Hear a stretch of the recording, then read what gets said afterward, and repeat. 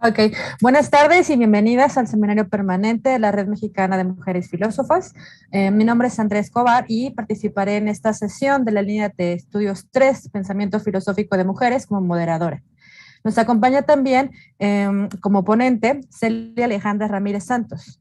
Ella es doctora en Filosofía por la Universidad Complutense de Madrid, con una tesis sobre el pensamiento político mexicano contemporáneo titulado Lombardo Toledano, Marxismo y Populismo en México y América Latina antes de la CLAU.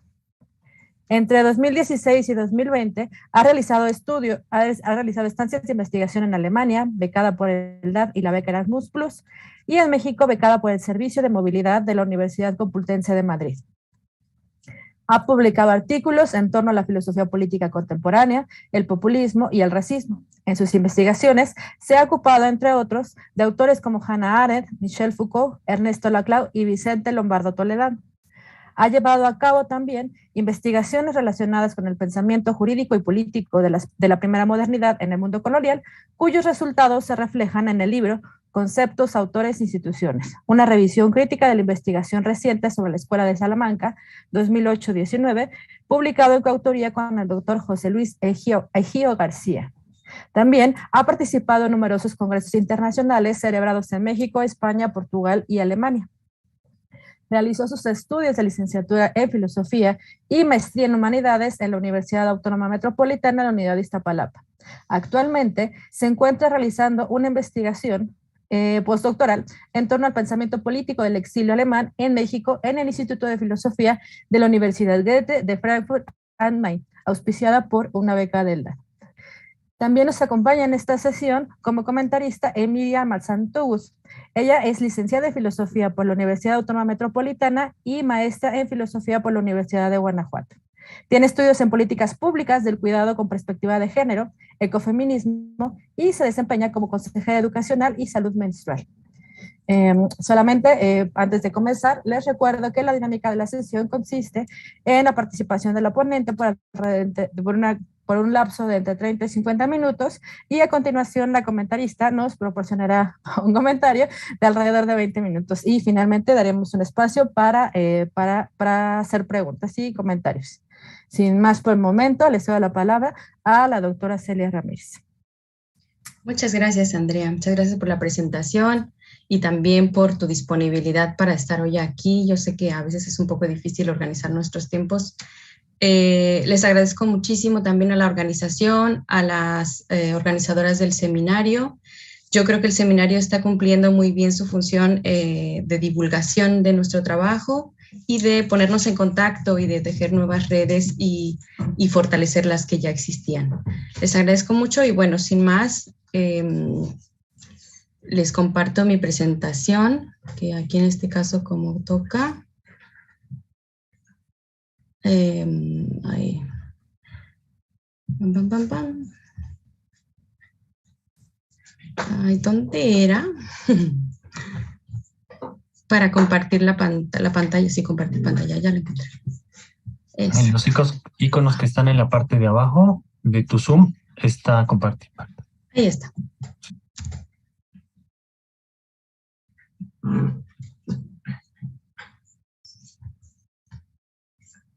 A ver. Como decía, mi compu es bien lentita.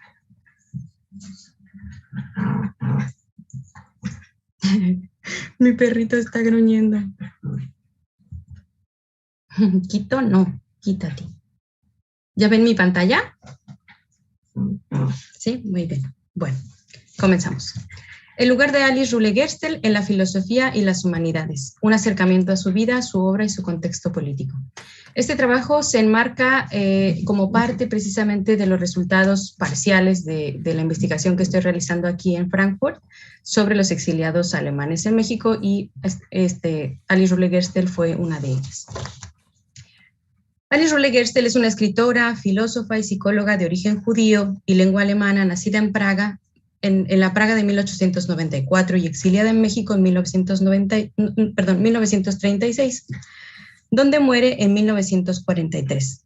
No voy a detenerme hoy apenas en esbozar su biografía, que ha sido recientemente reconstruida en el importante libro de Marta Markova, Auf ins Wunderland, Das Leben de Alice Ruhle-Gerstel, publicado en 2007, y a la que también se ha acercado en diversos trabajos, varios de ellos en español, la profesora Lisette Jacinto. Me concentraré más bien esta tarde en presentar de forma muy sucinta dos de sus obras más importantes. Las monografías Der Weg zum Wir, El camino hacia el nosotros, y Das Frauenproblem der Gegenwart, El problema de la mujer en el presente, publicadas en la Alemania de entreguerras. Se trata de obras muy densas y que requieren un análisis multidisciplinar desde la filosofía, la psicología, los estudios de género, la historia y o la economía política. Lo que me gustaría mostrar ante todo es la importancia de una autora, Alice Ruhle-Gerstel, que pese a su valía, ha pasado prácticamente desapercibida hasta la fecha, lo que nos plantea a su vez muchas dudas sobre los criterios políticos y de género que subyacen al canon de la filosofía académica. Considero a Ruhle-Gerstel como una autora que ha sido doblemente marginada por su condición de mujer y por su pensamiento marxista. Primero, bajo el régimen nazi, sus obras fueron prohibidas y quemadas. Su anticapitalismo las condenó al olvido en el llamado mundo libre. Tampoco se mostró interés por ellas en la Alemania comunista, donde Alice y su esposo Otto Ruhle fueron borrados de la memoria colectiva por su apoyo a Trotsky. Por cierto, ella fue la traductora del juicio de Trotsky, cosa que me parece espantoso que nadie recuerde y por lo tanto también que haya desaparecido de la memoria también nacional en México, ¿no? Donde tuvo lugar el juicio. Apenas en los años 70 y 80 comenzaron a reeditarse algunas obras de Alice y ha sido en la Alemania reunificada de los últimos 15 años cuando han comenzado a aparecer algunos estudios sobre la misma, estudios en su mayoría de carácter histórico-cultural. Carácter pionero de su acercamiento que combina el psicoanálisis y el marxismo. Entre otras facetas de su obra, Alice Ruhle-Gerstel fue pionera en su intento por combinar psicoanálisis y marxismo, aunque cuando se aborda esta interrelación se toma como precursores, incluso en el mundo germano parlante, las obras Eros y Civilización y El hombre unidimensional escritas por Marcuse en los años 50 y 60. Solemos referirnos a autores coetáneos como Ernesto Laclau, Slavoj Žižek, etc. Se trata de un acercamiento ya ensayado en el contexto alemán y austríaco de las décadas de 1920 y 1930. Un mundo cultural en el que vivo aún Freud y gozando el marxismo de una hegemonía cultural incontestable, fueron varios los autores que intentaron acercar el marxismo al psicoanálisis. La corriente psicoanalítica a la que Alice Ruhle-Gerstel contribuyó con sus análisis es la llamada psicología individual, una disciplina cuyos fundamentos fueron desarrollados esencialmente por el psicoterapeuta vienés Alfred Adler. Inicialmente, miembro de la Asociación Psicoanalítica Vienesa, él es Alfred Adler y su obra, esta es una de sus obras, pero en verdad, obviamente no podía poner todas.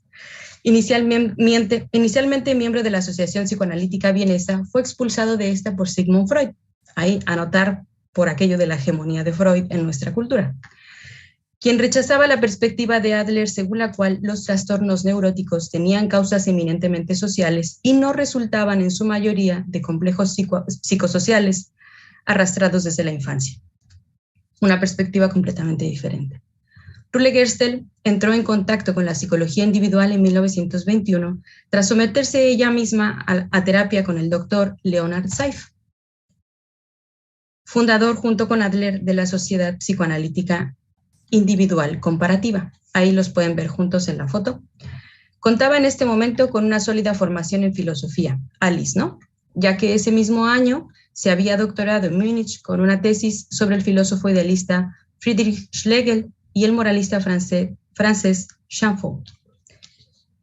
Ello le ayudó sin duda a asimilar rápidamente esta nueva orientación psicoanalítica, capacitándose ella misma para ejercer la práctica en pocos años. A partir de 1924, cuando publica el que sería su primer libro, Freud y Adler, Introducción elemental en la psicología y la psicología individual, se convierte también en una de las principales exponentes y portavoces de la psicología individual en Alemania. Curiosamente, esta es una de las pocas obras de la autora que se tradujo y publicó en español durante su vida, La publicó en concreto en 1941 la editorial Atlante. Desafortunadamente no hemos dado con el ejemplar, pero no descansaré hasta encontrarlo. Cuando se encontraba exiliada en México por razones políticas.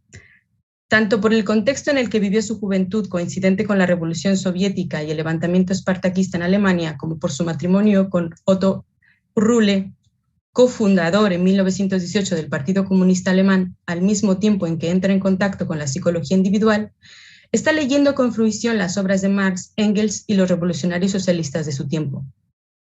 Su amplia formación filosófica, psicológica y marxista explican la complejidad de sus enfoques. Es particularmente su atención a los individuos y a la personalidad individual, diluidos a veces en los enfoques marxistas más materialistas y economicistas, la que da a su proyecto filosófico-político de naturaleza revolucionaria un carácter emancipador y antiautoritario, hasta tal punto que lectoras coetáneas de su obra como Ruth Metzler resumen el proyecto de Rühle Gerstel como el de la construcción de un socialismo de rostro humano.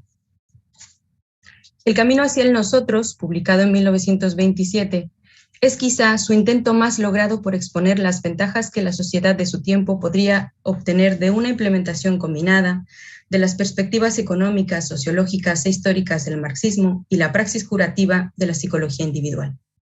Sin rechazar el interés o contenido de verdad de otras teorías, afirma haber elegido el marxismo y la psicología individual simplemente por la atención directa que ambas conceden a la vida precaria, lo que hace de ella los modos de explicación científicos más adecuados en relación al caos actual. Hasta aquí la cita. Subrayando una y otra vez su condición de intelectual en el seno de un movimiento, lamenta que hasta ese momento marxistas y valedores del psicoanálisis y de la psicología individual hubieran trabajado por separado sin pensar en una dirección y metas comunes. Frente a la jerga deliberadamente oscura y el tecnicismo filosófico de los considerados grandes maestros de su generación, destinada a mantener a la filosofía dentro de los espacios elitistas en los que había sido cultivada a lo largo de la historia, Rühle Gerstel subraya: el que vaya a tener lugar una revolución en la ciencia es algo que no nos interesa en sí mismo y por sí mismo, sino solo con la mirada en favorecer el proceso de ruptura en el que nos encontramos y al que todos debemos colaborar. Que una ciencia pueda contribuir a este proceso o no, depende no solo de su contenido teórico revolucionario, sino también de su relación con las esferas no científicas. La traducción es mía. Sección número 3. Vamos a hablar aquí de la psicología individual y el marxismo, de cómo funciona esta mezcla, y estos son un poco los puntos que vamos a abordar. Si pasamos ahora a explicar en forma muy condensada en qué consiste esta propuesta científica de combinación del marxismo y la psicología individual, vemos que se justifica en la medida en que se trata de una vía de construcción de un saber multidisciplinar y que, en opinión de Rühle Gerstel, tenía un enorme potencial transformador por explotar para llegar a las masas y conducirlas hacia el camino hacia nosotros. En el intento de llegar al gran público, la autora se esfuerza por ser muy pedagógica. Dedica, como se puede ver en este índice, las 80 primeras páginas de la obra a explicar el ABC de la filosofía marxista, su economía política, sus perspectivas materialistas y su proyecto político, dando prácticamente definiciones de diccionario sobre conceptos como mercancía, valor de uso y de cambio, capital, plusvalía, fuerza, relaciones de producción, dialéctica, lucha de clases, etc.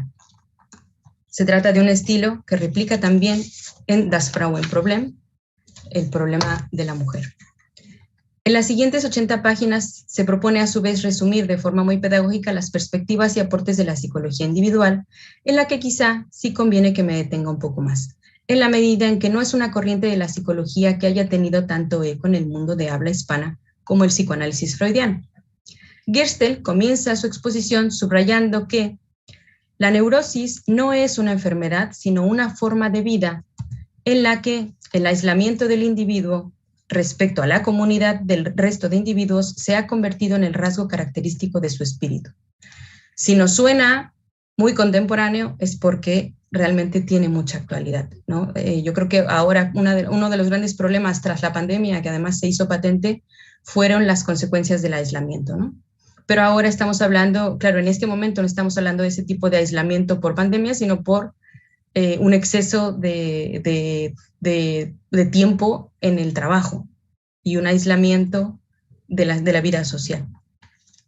El problema de la persona neurótica, que Rule Gerstel considera exponencialmente promovido por la competitividad propia de la sociedad capitalista, otra vez nos suena a hoy, en su tendencia a abstraer de su valor de uso particular su particular calidad como persona y a enfocarse solo en su grado de jerarquía social, es decir, en un aspecto cuantitativo de las relaciones interpersonales. En el neurótico, la importancia concedida a la valoración social se lleva al extremo de convertirla en una Geltung, en una validación social, que se transforma en el centro de la existencia, midiéndose continuamente el valor personal y el de los otros por los sombríos criterios del más y del menos. Veremos más tarde los impactos de esta misma lógica en el ámbito femenino.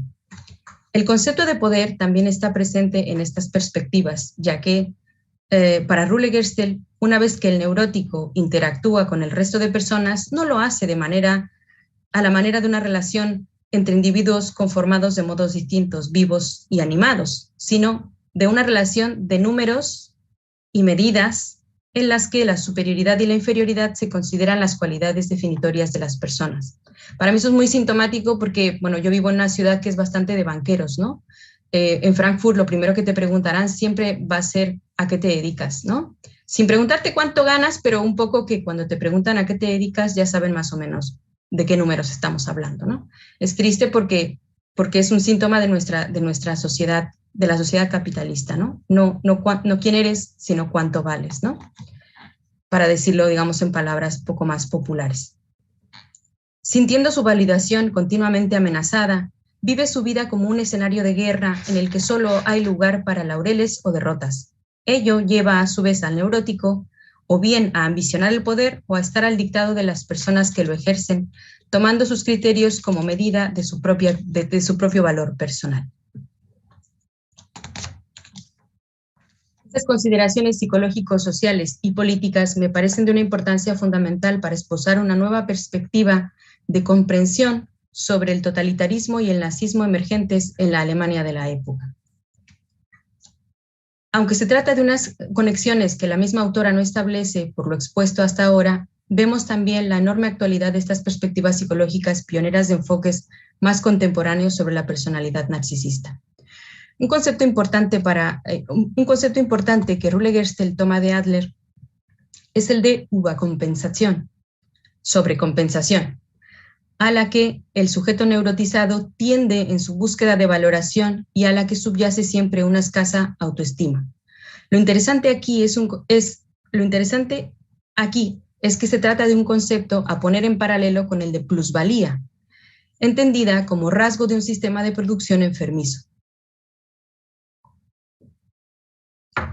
en el que ya no cuentan las necesidades reales y su satisfacción, sino la obtención de capital. Dice, en este sentido, Alice Rule, del mismo modo que bajo ciertas condiciones tecnológicas la fuerza de producción de las personas desarrolla la capacidad de producir un excedente de valor o plusvalía, puede producir el espíritu bajo ciertas condicionantes sobreprestaciones con respecto a las medidas de exigencia que son tomadas normalmente como criterios orientativos. Dicho en otras palabras, bajo ciertas relaciones de desarrollo en lo tocante a la lucha por la validez o el reconocimiento, aparece la prestación anímica excesiva como una forma neurótica de producción o de sobrevaloración. Una forma neurótica de producción de sobrevaloración. La palabra que usa es plusmagerai, que es difícil de traducir, busqué un montón de formas, pero bueno, a mí es difícil, un diccionario no va a expresar esto, ¿no? Sobreactuación, hiperactividad o sobrehacer, hacer demasiado. En fin, es como, sí, hacer de más, ¿no? Como cuando tenemos en el mercado mercancías que nadie usa, que están sobrehechas, estamos sobreproduciendo, pero a nivel personal. En este pasaje, para referirse a este tipo de sobreproducción o sobreocupación, también se puede usar anímica, jugando con las conexiones entre lo económico y lo psíquico, ¿no? Mientras sobreproducción de mercancías y sobreproducción anímica. Con este tipo de sobrecompensaciones, el sujeto neurótico o neurotizado, atenazado en su propia inseguridad, hace pasar actos que no suponen ninguna contribución real a la sociedad por servicios de los que obtener más y más reconocimiento. Se trata, de nuevo, de una perspectiva que ha sido reconceptualizada en nuestros días, por ejemplo, para hablar del complejo de la impostora. En la perspectiva de Alice, la anarquía de la producción, esa mano invisible que caracteriza el sistema capitalista, encuentra un correlato psíquico en este tipo de personalidades orientadas a la exclusiva acumulación de poder y reconocimiento. En su camino por la vida, extenuante y lleno de desencuentros, la persona neurótica acaba, como expone la autora, por aislarse, agotarse en esfuerzos vanos por un reconocimiento personal o profesional que paradójicamente acabarán por incapacitarlo para todo trabajo y proyecto colectivo. Frente al crecimiento exponencial de este tipo de neurosis, Rulle Gerstel considera como primera tarea de la psicología individual la investigación de las fuentes y condiciones de la inseguridad y del sentimiento de precariedad que hacen que el individuo contemporáneo no sea capaz de fijarse un plan de vida individual y realizarlo. Lo importante para una vida lograda, en la que el individuo no caiga aplastado por sentimientos de inseguridad y neurosis, es la confianza en sí mismo, un Mut, como se dice en alemán. Como psicóloga social, Rulle insiste en que son la educación y las circunstancias socioeconómicas generales las que generan en el individuo los sentimientos de inseguridad, por ejemplo, en las mujeres condicionadas socialmente para dudar de sus capacidades cuando se atreven a desempeñar papeles tradicionalmente asignados a los hombres. En la perspectiva de Rulle, el coraje vital es una fuerza productiva a estimular mediante la terapia psicológica y la educación. Luego hablaremos de qué fuerza productiva. El diagnóstico de Rulle sobre la sociedad de su tiempo es alarmante, ya que considera al individuo neurótico el prototipo de su tiempo. Para superar esta situación, la autora cree necesario restaurar un sentimiento de comunidad.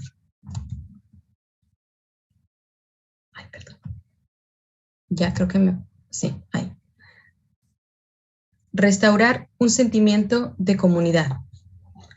Esta restauración debe partir desde la infancia, pues desde el momento en que niños y niñas descubren su yo a partir de los 2 años, se les plantean las alternativas de buscar seguridad en la cooperación con la comunidad o a través de la lucha por el poder, orientada con los patrones preconfigurados de arriba, abajo, masculino, femenino, debilidad, fuerza, etc. Sin embargo, en una época neurotizada, la estructura psíquica supraindividual, tremendamente enraizada en las instituciones educativas burguesas, incapacita al infante, impidiéndole elegir entre voluntad de comunidad y voluntad de poder individual. Para resumirlo así rápidamente, podríamos decir, sería la diferencia entre competir y colaborar. ¿Qué aprenden los niños en la escuela? Pues a competir, a ver quién es el mejor, quién tiene el 10, quién tal, ¿no? En cambio, quizás si replanteáramos el de todos podemos juntos obtener algún reconocimiento colectivo, eso reforzaría un poco ese nosotros que busca Rulle Gerstel. Resulta necesario por ello liberarse de las dinámicas de interacción competitivas aprendidas en la niñez.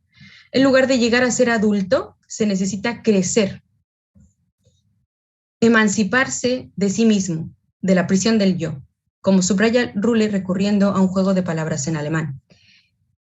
Llama ya a este proceso un camino de la deconstrucción, término que se ha generalizado mucho más tarde en la psicología feminista y, bueno, también en la filosofía, ¿no? Rulle Gerstel considera esta deconstrucción el primer paso hacia una sociedad sin clases, de una nueva sociedad de personas promedio que, liberadas de la lucha por obtener bienes y validación, puedan emplear por fin sus fuerzas en las tareas de la vida y hacer fructíferos con el trabajo en común esos campos que antes eran espacios de apropiación y de batalla.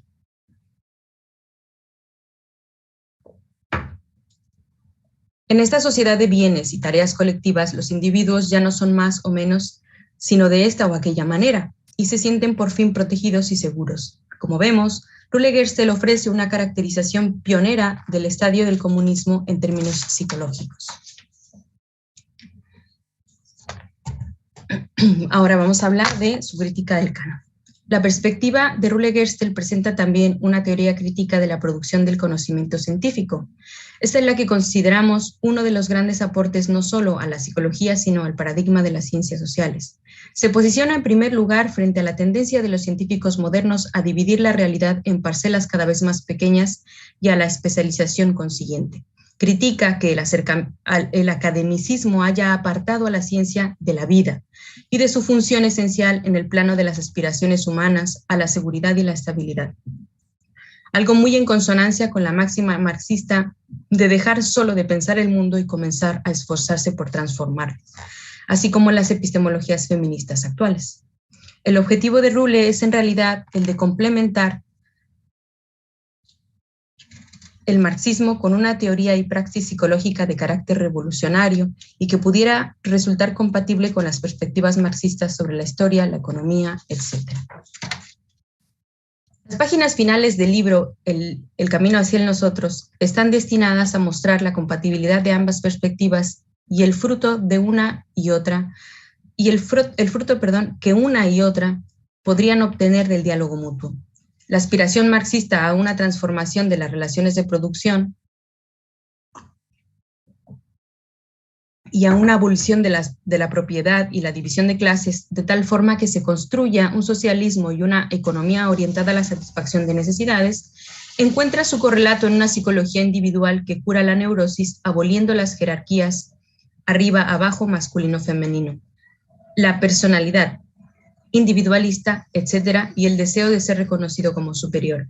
Potencia asimismo en los individuos un sentimiento que contribuye a la construcción de una comunidad de iguales en valor e iguales en acción. El punto clave de su razonamiento está en su propuesta de abolición, tanto desde el punto de vista teórico como práctico, de la división entre individuo y sociedad. Este es un punto que ha generado sus suspicacias en sus intérpretes. Por ejemplo, en Ruth Metzler.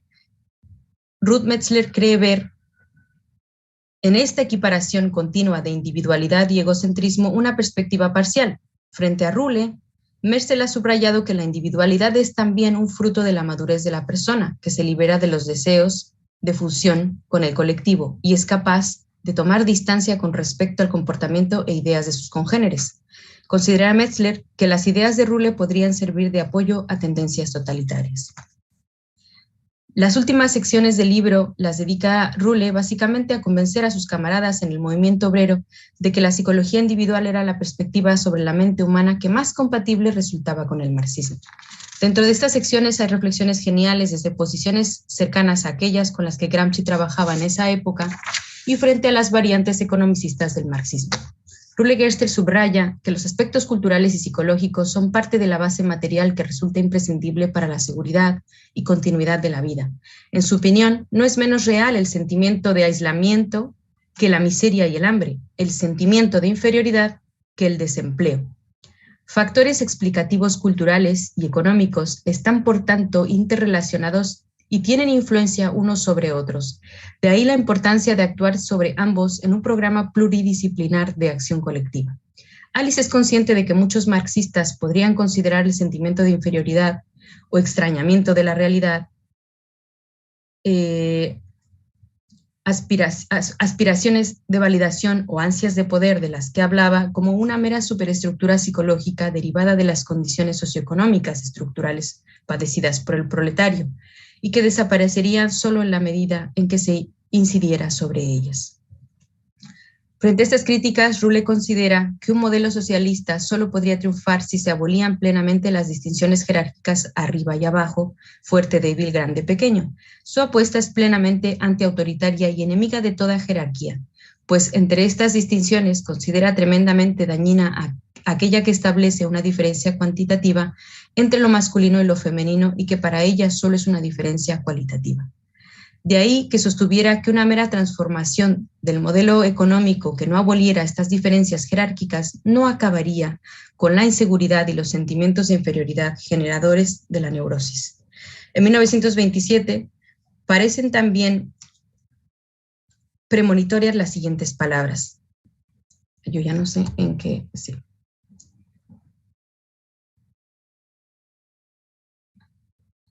el socialismo no llega a sustituir los criterios valorativos cuantitativos burgueses por los criterios cualitativos de esta manera y de aquella, nunca podrá avanzar de la fase coactiva a la fase de libertad del comunismo. Permanecerá siendo una sociedad coactiva, como de hecho pasó, sin diferenciarse esencialmente de un orden burgués de último grado, el capitalismo de Estado.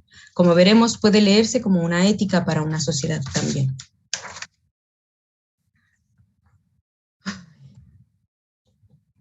Vale, ahora aquí.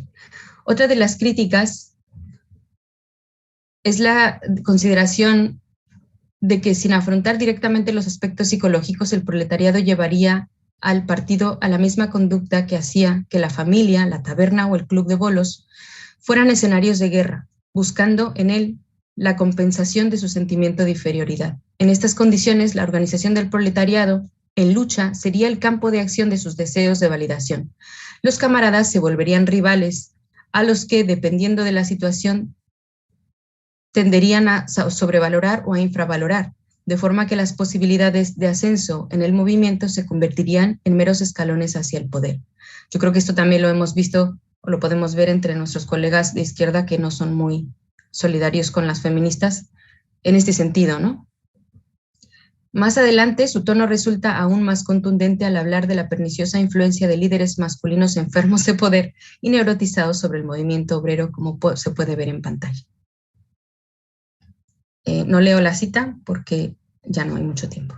Bueno, pasamos a nuestra última sección, que es la sección 4, el problema de la mujer en el presente, y nos vamos a dedicar al otro libro. Es un trabajo ingente, como pueden ver es enorme, pero bueno, lo voy a tratar de resumir y ustedes disculparán los huecos que queden y ya lo discutiremos en las preguntas. Como expuse antes, la doctora Lizeth Jacinto ha tenido el enorme mérito de dar a conocer a Alice Rule Gerstel en el mundo de habla hispana, rescatándola del olvido en su trabajo de tesis doctoral y en varios artículos en los que la presenta como una de las pioneras en tratar el así llamado problema de la mujer. Analizó para ello uno de los textos más interesantes, a mi parecer, para la historia del feminismo y del pensamiento femenino, titulado Das Frauenproblem der Gegenwart, eine psychologische Bilanz. El problema de la mujer en el presente, un balance psicológico, publicado en Leipzig en 1932.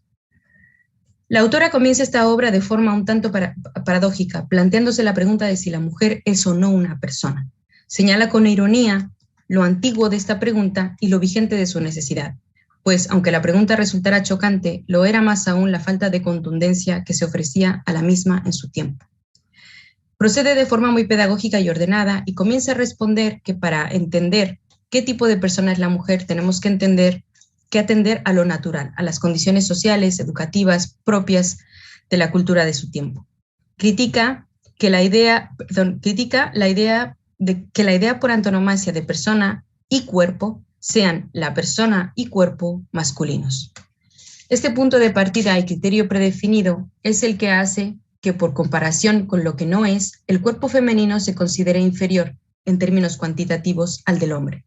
Recordemos su crítica a los criterios de más y menos masculino-femenino como criterios burgueses. Ahora bien, si se tomara como punto de referencia de esta comparación las fortalezas femeninas particulares, nunca habríamos pensado en ella como débil y, sobre todo, no aparecería ante el mundo y ante sí misma como inacabada, incompleta o insuficiente.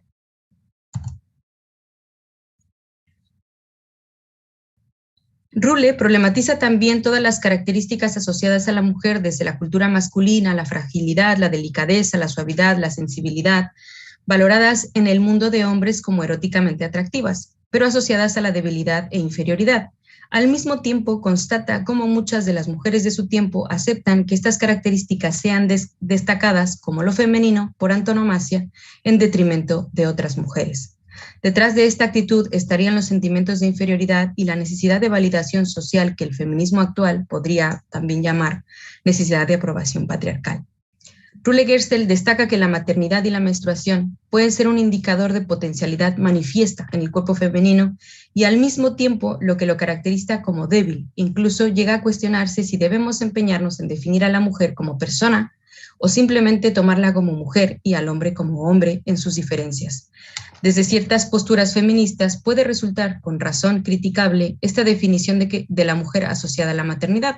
En todo caso, constato solo que la autora no es una feminista de la igualdad y considera la maternidad de hecho como la gran potencialidad o fuerza femenina.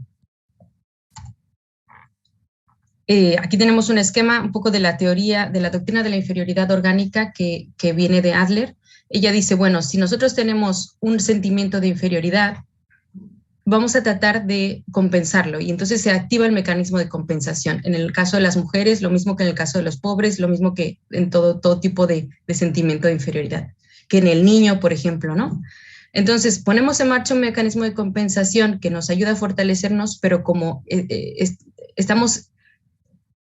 estamos, digamos, comparándonos con un criterio que no es el nuestro propio, sino con uno externo que además no pertenece a nuestro ser, entonces viene que no solo nos esforzamos, sino que nos sobreesforzamos. Es decir, ya no es un mecanismo de compensación, sino de sobrecompensación. Y hacemos más cosas de las que deberíamos, y esa situación nos pone, paradójicamente, en un estado de inferioridad de nuevo, que ese es el caso un poco que ahora verán que le ocurre a la mujer con el tema de la maternidad y otras cosas, ¿no? Esta capacidad orgánica añadida, Surplus-Fähigkeit, mediante la cual la mujer logra crear sin ayuda de medios técnicos, o sea, por ejemplo, la mujer puede parir sin ayuda de medios técnicos. La mujer, quiero decir, ella misma no necesita máquinas, ella misma es productora de vidas, ¿no? A eso se refiere con crear sin medios. Se interpreta paradójicamente desde los patrones masculinos como la gran debilidad de la mujer, como un estado de vulnerabilidad y cuasi enfermedad. O sea, muchas veces se considera a la mujer embarazada como alguien que está enfermo, que es vulnerable, del que hay que cuidar, sí, que duda cabe, pero está claro que hay que cuidarle porque está llevando a cabo un proceso finísimo y muy fuerte, pero no porque sea débil, sino porque el proceso es delicado. Ello se debe a que en un mundo de criterios de validación masculino se valora esencialmente lo producido con herramientas técnicas. A esto lo llama Rule Gerstel la doctrina de la inferioridad orgánica que acabamos de explicar, aplicada a la mujer, una parte esencial de lo que considera la ideología de género imperante de su tiempo. Es curioso que Alice utilice este último término en sentido contrario al que aparece hoy en términos de comunicación conservadores, en medios de comunicación conservadores. Con ideología de género no se refiere al feminismo, sino a la forma tradicional y patriarcal de pensar los roles de género. Estos postulados interiorizados por la mujer hasta el punto de enraizarlos en su inconsciente son los que llevan a adentrarse en una dinámica de sobrecompensación de esta supuesta debilidad. Este esfuerzo es en cierta forma en vano, pues perpetúa a la mujer como la parte más débil de la humanidad, al seguir midiéndose con criterios del hombre, que no tiene que cumplir las tareas ligadas a la maternidad, la crianza, los cuidados, etc. Desde ahí ya están en desigualdad, ¿no? En un cierto punto, los esfuerzos de sobrecompensación mencionados desencadenan el agotamiento mental y la neurosis que, no por casualidad, se dan con más frecuencia en la mujer que en el hombre. Son muchísimos los puntos abordados por Rule al hacer el diagnóstico de las causas de los sentimientos de inferioridad de la mujer, entre ellos las pautas educativas de su tiempo, de acuerdo a los cuales las chicas no necesitaban aprender nada. En la segunda parte de la obra, dedicada a lo que la autora llama tareas de la sexualidad, Rule se concentra en la sexualidad femenina, el matrimonio, las concepciones idealistas del amor romántico impuestas por la tradición. Tematiza de forma pionera asuntos como la curva sexual femenina, la frigidez, la sexualidad como protección y arma, y las llamadas perversiones en la psicología y la moral de su tiempo. Para la autora, la amplia mayoría de estas perversiones lo son a partir de normas construidas a partir de las necesidades de los hombres. Por eso, toda búsqueda de placer por parte de las mujeres es considerada como una perversión. Para Rule, la única relación o práctica a considerar como perversa sería la utilización del compañero sexual como un mero instrumento para la obtención de placer, algo que considera también en ascenso en la sociedad individualista y neurotizada de su tiempo. La última parte de la obra es la más compleja. Rule reflexiona acerca de las duras condiciones de la vida padecidas por las mujeres en la época en la que se incorporaba masivamente al mercado de trabajo en Occidente. Se trata de una opresión que Rule Gerstel, como pensadora comunista, analiza siempre desde una doble perspectiva, combinando siempre análisis de género y clase. A nivel sociológico aborda las complicaciones que ha supuesto para las primeras generaciones de mujeres trabajadoras el hecho de que hayan combinado los imperativos económicos sin que se haya logrado la igualdad plena de la mujer y sin que hubiera cambiado la mentalidad, expectativas y criterios de validación de las mujeres en un mundo normativamente masculino. A lo largo de esta última parte del libro, Rule subraya que la mujer, y especialmente la mujer trabajadora, estaba viviendo la que muchos consideraban una época de la emancipación femenina como una época de agotamiento, sentimiento acentuado de inferioridad e incapacidad y neurosis creciente. Ello era así porque se exigía de la mujer en sus múltiples dimensiones como madre, enamorada, esposa, cuidadora, trabajadora, una serie de esfuerzos que solo un superhombre, y usa el término Übermensch, sería capaz de realizar.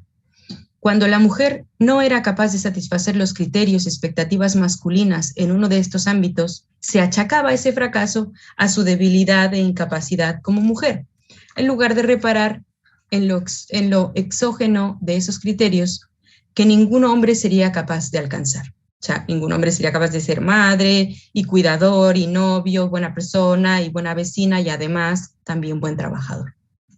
Siempre que se mantuvieran estos criterios, resultaría insuficiente cualquier esfuerzo de compensación individual que la mujer intentara para salir de la situación de inferioridad y dependencia en la que se encontraba, tanto en la esfera del trabajo como en la doméstica. Y es que a la validación de su cuerpo, de acuerdo a los criterios masculinos, y a una educación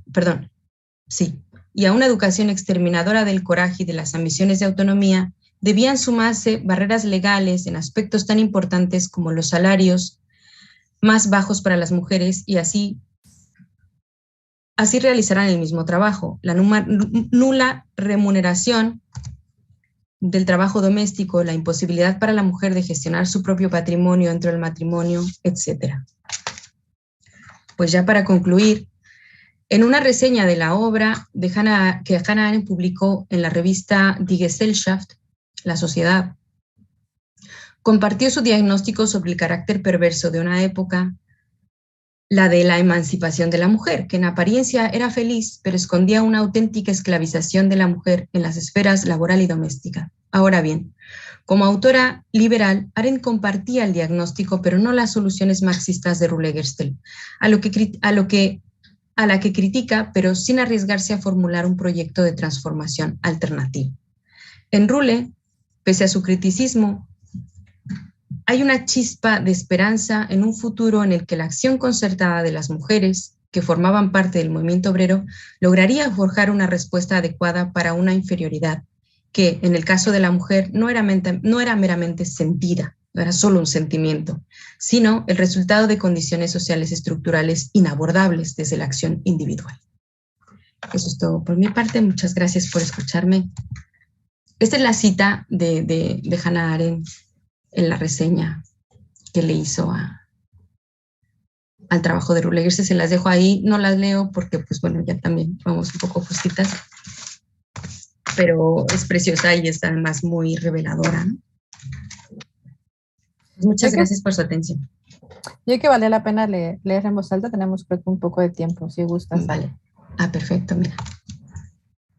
La mujer trabajadora es ya un hecho de la vida económica y codo con él marcha la ideología del movimiento feminista. Con todo, la situación media de la mujer trabajadora es aún más complicada.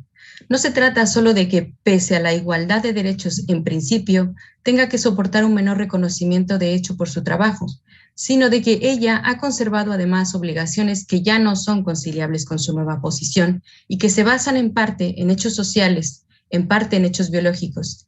Ella tiene que preocuparse además de su profesión, de las tareas domésticas y tiene que cuidar de los hijos.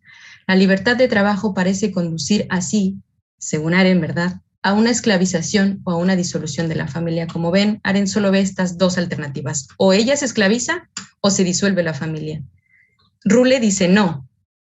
Mejoramos y dignificamos la forma de ser mujer en este mundo, a través de dignificar la maternidad, la menstruación, lo hemos estado viendo también en nuevas políticas mucho más amables, desafortunadamente, pues no muy bien repartidas, pero pues estamos en ese camino. Espero que no vayamos en el camino que nos trazó Arendt, ¿no?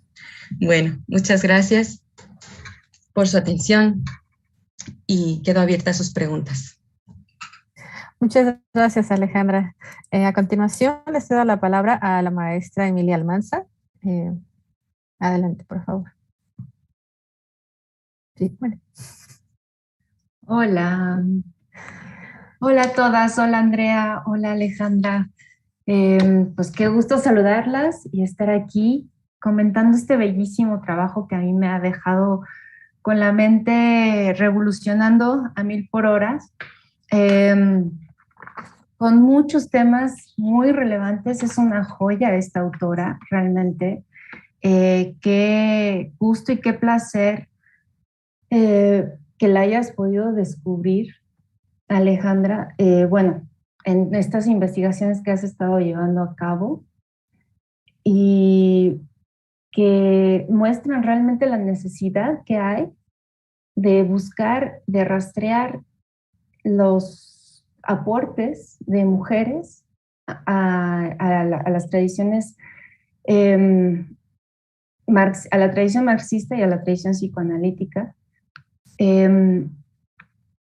porque me resonó con otras mujeres, ¿no? Otras autoras que también fueron muy críticas en su tiempo de los movimientos feministas, sufragistas, desde el anarquismo, como también desde el marxismo.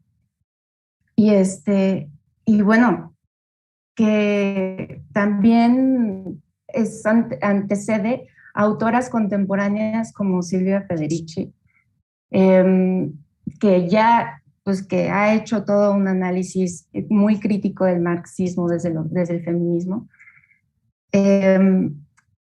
Entonces, bueno, yo me sorprendí muchísimo de encontrar en Alice Ruhle Gerstel con tu presentación que señalas de una manera, o sea, despliegas, haces una síntesis de un montón de temas, ¿no?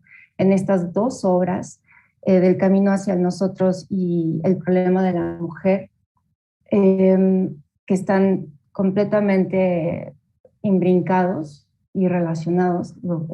Sus preocupaciones se ven aquí muy ligadas. Y ese es un recorrido, un montón de temas que daría para profundizar en cada uno muchísimo, ¿no? Hablábamos de cómo para mí este texto y este rescate, creo que no es casualidad que esta autora te haya jalado como te jaló y que la estés exponiendo aquí dentro de, porque habíamos platicado que habías estado descubriendo en tu investigación un montón de autoras y autores exiliados en México, ¿no? Y que de entre todos estos autores apareció ella, Alice, y me parece que no es casualidad, porque nos toca obras que son actuales, ¿no?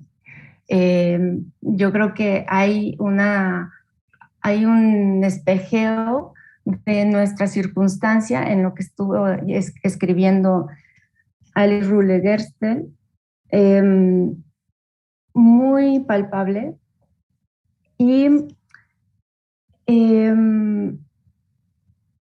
cómo es que ella analiza el psicoanálisis y analiza el marxismo como dos filosofías de la sospecha, y les da cierta vuelta, ¿no? Evidentemente está haciéndole una crítica al marxismo de su tiempo, a este marxismo de corte stalinista marxismo-leninista, ¿no?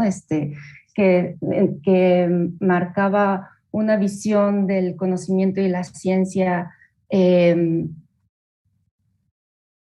muy desligada de la circunstancia concreta individual, ¿no?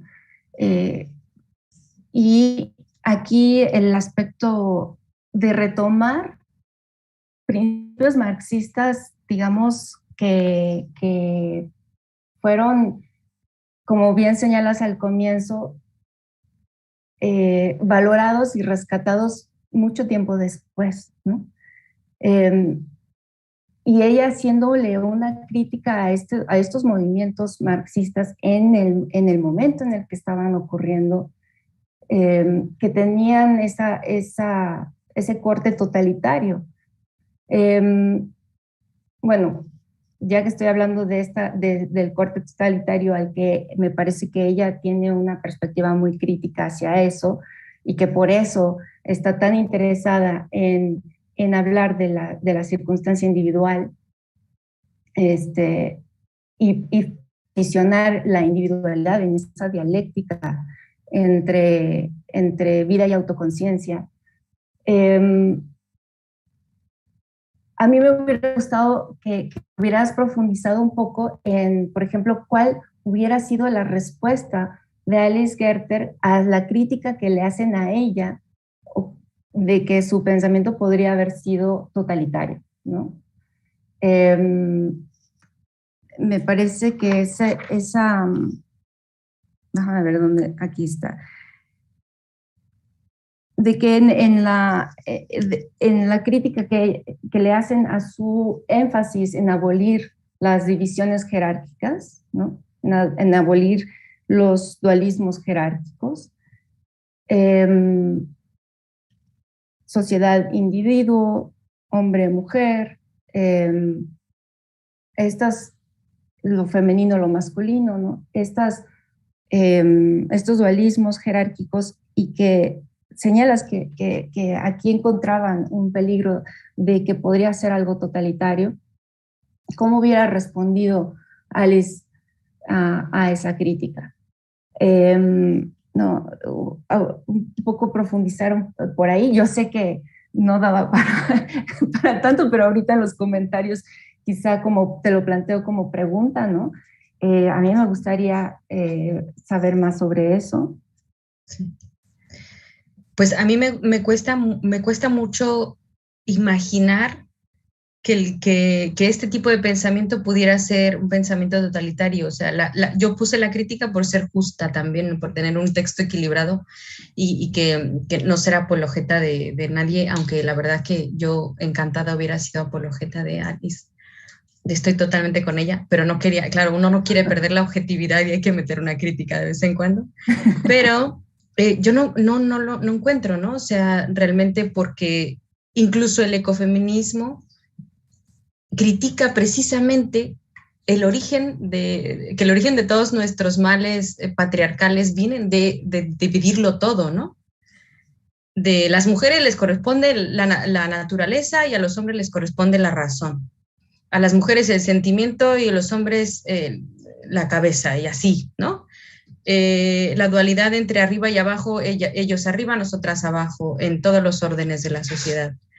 Entonces, si una autora se opone de entrada a esa base de todo discurso, me parece que está rompiendo precisamente incluso toda posibilidad de totalitarismo, ¿no?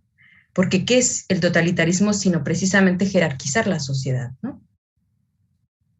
No, te digo, si yo fuera Rulle Gerster, creo que respondería así, ¿no? Es curioso porque, fíjate, también fue una anécdota que no te conté, pero que estaría bien contar ahora, que aprovechando el tiempo.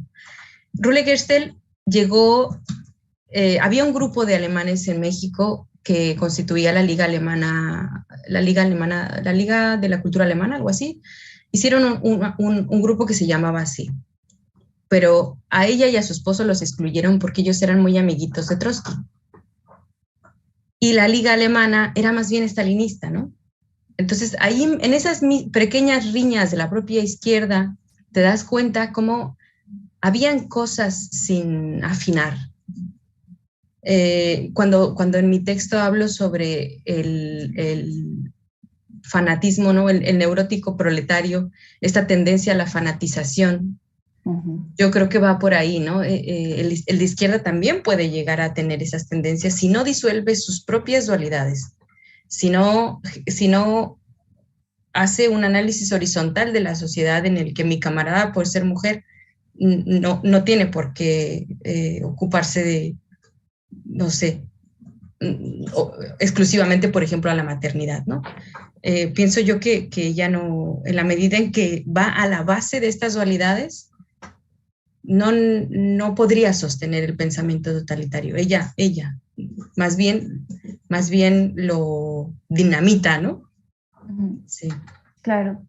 Esto pues me lleva a otra cuestión que también estuve reflexionando ahora escuchando tu texto, respecto a la crítica que es bastante común hacia el pensamiento marxista, sobre todo en los estudios postmarxistas, a la idea de que por la localización social ya hay de entrada la posibilidad de hacer una crítica transformadora de la realidad, ¿no? Entonces, ya sea por tu clase social, por tu género, por tu posición, ya de entrada tienes esto garantizado, digamos, porque tus condiciones materiales determinan tu forma de pensar, ¿no? Entonces, ella me parece que señala aquí justamente el peligro que hay de que pues no, nada te lo garantiza, ¿no? De que también hay esa patología social, por decirlo de alguna manera, esta neurosis completamente posible en las clases proletarias, ¿no? Y a esto, bueno, ¿cómo crees que ella respondería respecto al género? ¿No? Creo que ella está vislumbrando o es capaz de ver el peligro de esta neurosis, de como ella dice, no es una enfermedad, sino que es es un modo de vida, ¿no? Y en las mujeres, cómo se desarrolla esta neurosis como modo de vida, que lo explicas muy bien al final de decir cómo se objetiva esta inferioridad y se materializa, y cómo lo cultural, lo imaginario, lo que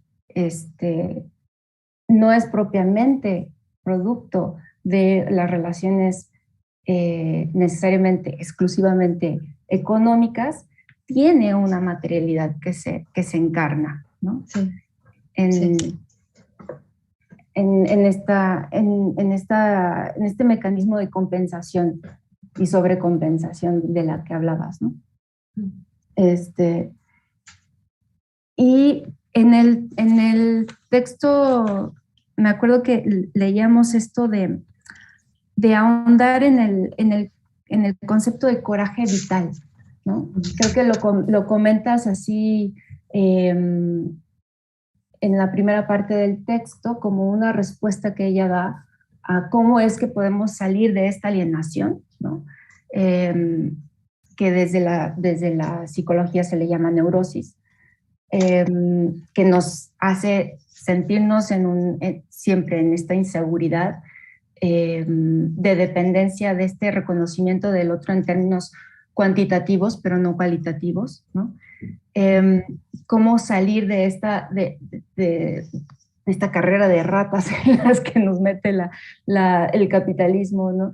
Que nuestra valía se mide en esos términos, y que ella dice, bueno, vamos a buscar una educación, ¿no? Por un lado, desde la infancia, que nos permita una educación focalizada en la cooperación, en lo comunitario, y no en la competitividad. Pero para llegar a esa educación, me parece que ella habla de tomar ese coraje vital. Y pues aquí es como, ¿cómo diferencias, cómo podríamos diferenciar ese coraje vital de otro movimiento de sobrecompensación, ¿no? Sí, claro. ¿Cómo claro. es que ese coraje vital puede sobreponerse y luchar por fuera del mecanismo ideologizante, enajenante del capitalismo, ¿no? Claro, y que no se vayan las fuerzas de ese coraje vital en la dirección de lo mismo que está tratando de evitar, ¿no? De lo que está tratando de salir. Pues fíjate que yo pienso que una de las claves que nos puede sacar un poco de esta aparente circularidad es el hecho de que ella, al ser su propuesta desde el psicoanálisis, como que está invitando a tomar un distanciamiento, ¿no? Desde el momento en que yo hago un psicoanálisis individual, estoy tomando un distanciamiento de la sociedad. Y además ella está criticando las categorías y cree que el psicoanálisis tiene que imbuirse en esas categorías críticas, en las categorías críticas de la sociedad, para que sepas que todo lo que eres tú te condiciona, pero que todo lo que te condiciona no está bien, porque está mal desde el principio. Desde el momento en que yo te considero débil en función de una categoría masculina, ya estamos mal. O sea, yo creo que lo comentábamos ayer, yo te decía, ya hay como creo yo que se puede presumir un psicoanálisis con perspectiva de género en el trabajo de Rule Gerstel. Porque cuestiona todas las categorías de base, ¿no? Entonces, vas a llegar a una conciencia de ti, sí, pero no una conciencia falsa de ti, porque esas categorías son en sí mismas burguesas. Entonces, está haciendo una crítica psicoanalítica de vamos a distanciarnos, vamos a abstraernos, pero a la vez está haciendo una crítica social. Distanciémonos no solo de nosotros momentáneamente para hacer el psicoanálisis y la praxis, distanciémonos de las categorías establecidas e impuestas para no sentirnos ni inferiores ni determinados para siempre por estas categorías que están mal y que son resultado de un régimen burgués, ¿no? Y además autoritario, claro, ¿no? Y ya nosotros podemos ponernos a ponerle adjetivos, patriarcal, etcétera, etcétera, ¿no?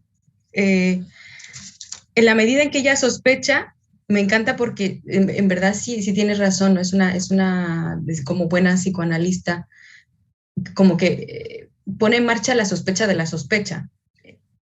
El propio discurso marxista es sospechoso. O sea, él sospecha, ¿no? Pero ella sospecha de ese discurso. Por eso es que ella invita al marxismo a, venga, cuestiónate las categorías psicológicas, o sea, les invito, ¿no? A mis camaradas a que adopten el psicoanálisis individual como una especie de enmienda a lo que estamos haciendo como socialismo. Si no lo hacemos así, nos vamos a quedar atorados, y lo dice claramente, nos vamos a quedar atorados en el mismo autoritarismo. Y ustedes van a competir en la izquierda bajo las mismas lógicas, porque no habrán hecho este trabajo de fondo, ¿no? Luego también lo que decía sobre la patologización, ¿no? Ayer que también lo comentábamos, la neurosis es una forma de vida, es decir, se nos ha impuesto vivir de esa manera, no es una enfermedad. Entonces, ni medicas, ni patologizas, ni encierras, arreglas, lo tratas, lo hablas, pero claro, en donde sí creo que es un poco difícil de salir de la paradoja y un poco de la circularidad, es que fue, como siempre, ¿qué va a ser primero el huevo o la gallina? ¿Qué hacemos primero? ¿Análisis individual para todos o sociedad sin clases? ¿No? Eso, ahí está el gran reto, ¿no? ¿Qué hacemos primero? Pero porque no podemos tronar los dedos y desaparecer la sociedad que tenemos. Pienso que ella priorizaría, sí, un psicoanálisis que cuestione, o sea, un psicoanálisis, y por eso nos separa, y por eso yo hablo también de multidisciplinariedad, porque ella no separa el psicoanálisis de la crítica marxista. Ella cree que se pueden hacer las dos cosas en el momento de la praxis psicoanalítica. Ahí está su potencia, pienso yo, ¿no? Luego también sobre lo del coraje vital, pues eso, ¿no? Para que no gaste sus esfuerzos, porque el coraje vital viene después para ella, ¿no? El coraje vital es el resultado de... Espera un momento que mi perro se está comiendo el alcohol. Quito, ¿no? Pues sí, el perro se está comiendo el alcohol.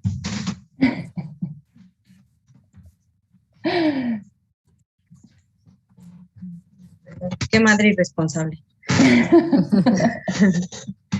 Esto, el coraje vital ya viene como resultado del psicoanálisis individual, ya es como consecuencia. Ouch. Entonces, si es como consecuencia y como resultado, me imagino que esa es su forma de asegurar, de garantizar que esa fuerza vital no va a ser desperdiciada en nuevos esfuerzos por competir, sino que ya será a posteriori, el propio individuo se dará cuenta de que ha estado gastando su fuerza y por eso llega a este agotamiento, a esta neurosis, a este desgaste emocional. Lo ha estado gastando en un reconocimiento perverso, ¿no? Pienso yo, por ahí a lo mejor. Claro. Muchas gracias, Emilia. Por cuestiones de tiempo, creo que es un momento de comenzar a dar paso a las preguntas. De acuerdo. Y gracias, Emilia. Muchas gracias. Gracias, sí, gracias, Emilia. Gracias, Alejandra. Y en ese sentido, le cedo la palabra inicialmente a Fanny del Río. Muchas gracias. Qué interesante, Alejandra, qué interesante la réplica, Emilia. Yo tengo así dos observaciones que hacer. Bueno, una pregunta más específicamente, más concreta, que me interesa mucho, pero que está vinculada a lo otro que te quiero decir. La pregunta muy concreta es que a mí me parece súper interesante y quisiera saber un poco más sobre el vínculo. Tú examinaste el vínculo entre psicoanálisis y marxismo, mucho, o mucho más. Pero a mí me gustaría conocer más el vínculo entre marxismo y feminismo en Alex Ruelle. ¿No? Saber un poquito más sobre eso me parece muy, muy interesante. Pero esto tiene que ver también con la reflexión que tengo, digamos, después de oír tu ponencia, que es un poco más general, que es que creo que hiciste un gran esfuerzo por presentarnos varias de las facetas de las aportaciones de Ruelle, y eso está muy bien, porque yo creo que nos fuimos así con una idea bastante completa de lo que ella examinó, de lo que ella pretendió hacer, de lo que ella logró hacer, desde el psicoanálisis, desde el punto de vista social, desde el punto de vista de crítica, ¿no? Contestatario, si quieres, anticanónico, lo cual te está fabuloso. Pero extrañé un poquito un enfoque más filosófico. Entonces, esta es la observación, digamos, con la que yo me quedo después de oírte. Yo sé que fue en gran medida por presentarnos, ¿no? Todos estos aspectos que son muy ricos de una figura prácticamente desconocida y que además en esa época en México creo que despierta muchísimo interés. Sí. ¿Verdad? Porque es un momento en México que es muy, ¿no? Ebulliciente, muy así, muy, muy interesante. Entonces, me encantaría saber más sobre Rulle y que profundizaras más sobre Rulle, pero sobre todo en el aspecto, como te decía, filosófico. Creo que nos llevamos más del aspecto, como decía antes, psicoanalítico, del aspecto sociológico, social, en fin, pero del aspecto filosófico, creo que tiene mucho que dar y me encantaría oírte una siguiente ponencia en la que te enfocaras más sobre específicamente ese aspecto, el aspecto filosófico.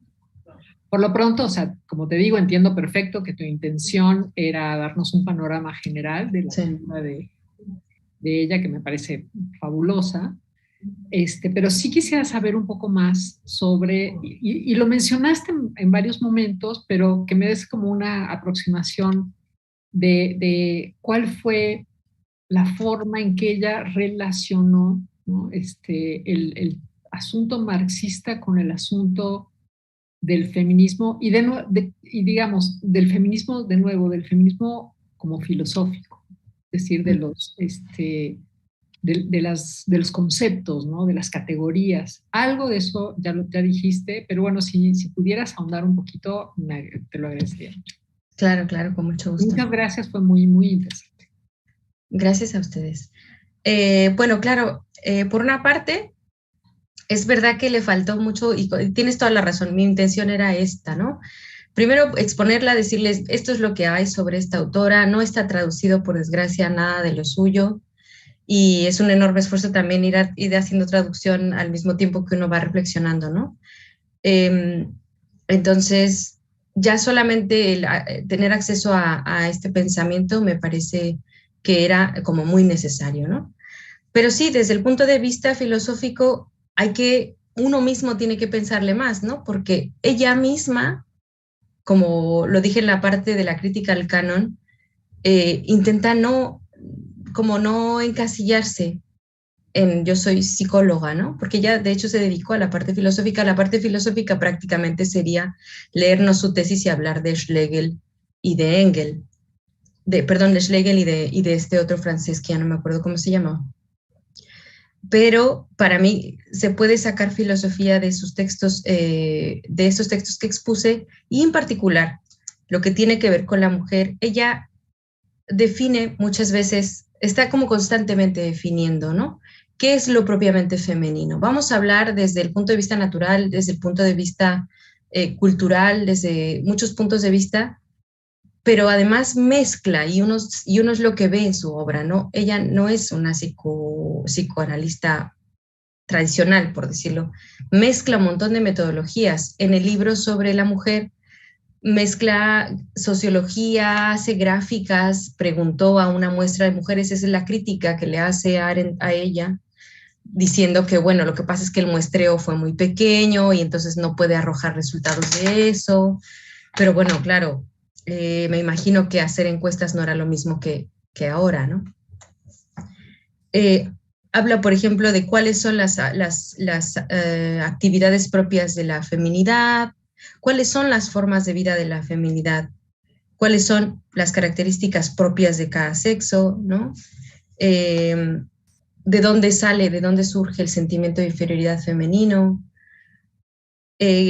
en qué consiste la maternidad, por qué la maternidad está como tan rodeada de valores, de prejuicios, incluso casi de mitología, ¿no? Cómo funciona la mujer en su círculo familiar, cómo funciona en el círculo social, todo lo relacionado con la mujer, que va desde, por ejemplo, hablar de la menstruación, como cómo se sabe que alguien, como en un pueblo cuyas tradiciones es comenzar la vida sexual antes de la menstruación, se puede tener noticia del sangrado. No se puede tener noticia del sangrado si se comienza la vida sexual antes del sangrado, y todo lo demás de la vida de esa mujer son embarazos y embarazos y embarazos. Esto, por ejemplo, no se puede vivir la menstruación en un sitio como en otro. Esto es sociología, no es psicoanálisis. Y ahí es donde está lo interesante de ella, ¿no? Esta mezcla de métodos, tanto en el camino hacia nosotros, como una especie de propuesta política, psicoanalítica, de cómo ir del yo a nosotros, y el problema de las mujeres en el presente, que luego se tituló Las mujeres y el capitalismo. Creo que los editores le pusieron eso, no tiene nada que ver. Aunque sí tiene que ver porque realmente ella hace una crítica a la mujer que está produciéndose, a las neurosis que están produciendo la sociedad a la que se enfrenta la mujer de su tiempo, ¿no? Hace análisis muy del presente, hace crítica al presente, yo diría, ¿no? En eso consiste, para mí, su perspectiva filosófica. Y bueno, pues bueno, hay unos pasajes muy curiosos, la verdad, porque habla, bueno, también de pues, como por ejemplo, la mujer descubre que ella es más fuerte cuando se da cuenta de que su sexo es más fuerte, en el sentido de ella tiene más perdurabilidad sexual. Y entonces descubre eso y por lo tanto descubre la inferioridad masculina. Pero luego al descubrir esa superioridad suya, comienza a cambiar y a masculinizarse. Y entonces comienza a resultar inatractiva para los hombres. Y entonces ella misma se retracta de su propio descubrimiento, de su reciente hallazgo, porque quiere seguir siendo atractiva para los hombres. Entonces ahí hay reflexiones, como digo, de todo tono, ¿no? Van desde ciencia natural, sociología, psicología, y qué es lo filosófico, el método. Este método de no negarse a por ejemplo, ahora mismo lo que yo presenté prácticamente se puede tomar como historia cultural, o entre historia cultural y crítica del pensamiento, no sé, yo misma a veces me siento fuera del encasillamiento, no sé, también llevo mucho tiempo conviviendo con historiadores y con juristas, y yo misma me noto cada vez menos filosófica en el sentido tradicional, o por lo menos tradicional, académico que nos enseñaron, ¿no? Me sorprendo porque se pueden hacer cosas bonitas, pero cuesta meterse a otros discursos, ¿no? Entonces ahí yo encuentro un enorme mérito. Por eso me insistí mucho en el canon en la crítica al canon de las ciencias sociales, ¿no? Porque yo este discurso a mí me reventó la cabeza y dije, ¿por dónde lo agarro? Si esto es de todo, ¿no? Esto es un poco sociología, un poco filosofía. Por ejemplo, la parte filosófica sí es como nos empeñamos nosotros mucho en definir, ¿no? Pasa todo el rato definiendo qué es esto, qué es lo otro, delimitando conceptos, ¿no? Lo más que puede, pero claro, a ella se nota que se le va de las manos porque ella tiene la perspectiva también psicoanalítica. Muchas gracias, Alejandra. Le cedo la palabra a Tania Rodríguez, si quiere hacer una intervención. Sí, la verdad yo estaba muy atenta a lo que estabas diciendo y a lo que te comentaba Emilia, y me llamaba mucho la atención, y ahorita lo hilo a la pregunta que te hacía Fanny, y yo veo filosofía de la biología, yo veo también cuestiones de biopolítica, necropolítica en tu texto. También, por ejemplo, veo que de alguna manera hay un problema de identidad, esta cuestión de identidad con el sexo débil y el sexo fuerte. A mí siempre me ha causado un poquito de ruido, ¿no? Y lo que tú decías de la interdisciplina es interesantísimo, porque en esa parte, cuando nosotros estamos problematizando, no necesariamente a veces somos capaces de decir, aquí está el problema filosófico sobre la identidad, o aquí está el problema filosófico de género. No nos cuesta rastrearlo, pero sí nos provoca ciertas reflexiones a partir de ciertas disciplinas. Entonces, a mí me llama mucho la atención la palabra reservorio, ¿no? Y esa palabra reservorio, que viene desde la cuestión que maneja Foucault, que maneja Gambe, que maneja Judith Butler, y ya no estoy pensando tal vez en esa paradoja o en ese juego que podría ser como un lenguaje, un juego de lenguaje con la cuestión de inferior, superior, sino estoy pensando en qué papel desempeña en las relaciones de producción la mujer, ¿no? O sea, cuando ella puede desempeñarse en un rol de superioridad o no superioridad, pero en sí, cómo la mujer puede ir tomando o ser consciente de su rol en un sistema de producción que tal vez no está pensado para ella, está pensado para la masculinidad. Entonces, ahí creo que ahí me surge con estas relaciones de poder y con estas relaciones de producción, cómo nosotros nos posicionamos en el mundo, ¿no? Y no solamente tenemos cuestiones, como bien decías, que tienen que ver con la economía. Yo lo veo con mis compañeros cuando analizamos cuestiones como bioéticas y no solamente nos quedamos con lo que podemos analizar en concreto, sino que de repente surgen otras reflexiones que abonan mucho al discurso. Y creo que eso lo veo aquí. Tal vez no tengo mayores preguntas, pero igual, y si vuelvo a ver la exposición que tú haces, me van a surgir algunas cuestiones que voy a estar hilando con otras pensadoras, ¿no? Y te agradezco mucho porque me hiciste pensar en estas cuestiones. Gracias. No, gracias a ti, Tania. La verdad es que prácticamente respondiste la pregunta por mí. Y además, fíjate, me recolocaste un poco la pregunta, claro, ahora que lo pienso. Bueno, es que claro, por filosofía luego uno piensa ontología, metafísica y estas cosas, pero en verdad sí.